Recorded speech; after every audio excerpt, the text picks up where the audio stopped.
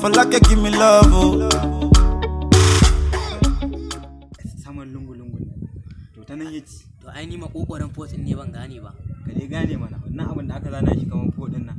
Ke ita ce min dan makokoran lungun nan ta can dai. Ka gane nan. Na gane. Wallahi.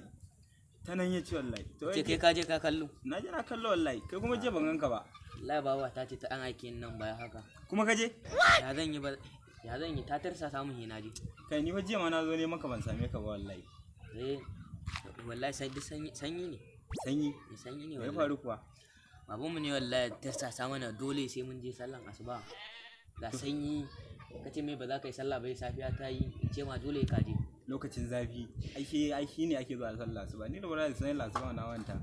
Sai karfe 8 sai nake sallah. Kuma kaga in an tashe mu yanzu ka duba yanda kafafuna duk sun yi faso. Sai ciwo kawai suke mu. Sai ciwo?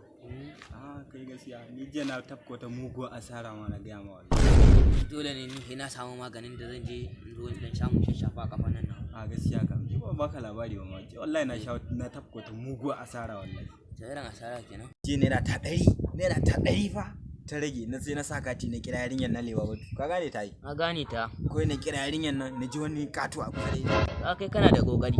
Ni fa daga yanzu ma ba wani faruwa na ma da ita wallahi. Bai kamata ka rabu da ita ba, ya kamata ka zo a sasanta. Kai ba wani maganar sasanci. Na hana ciki na je na gida ta. Ni yanzu ma biyu nake kallon mutum wallahi. Farko ma da na ganka wallahi kaman ban mali nake kallon ka. Shawu yake na wajena. In shawu ya ma ka zo kana min dariya. To an yi ma mutum. Ga abin dariya ne baba. Ta yana ka ga abin dariya. Ka san irin yunwan da nake ji kuwa. Matsalaucin yunwa nake ji tun ruwan fiye watan da naira 5 da na sha jiya. A ba su yanzu ni wucewa zan yi, babanmu yana zuwa kira na zai yi, ni ta nake ma su baci. Bayan da aka yi to ai sai ka wuce kuma masu iyaye. Ai shi kenan.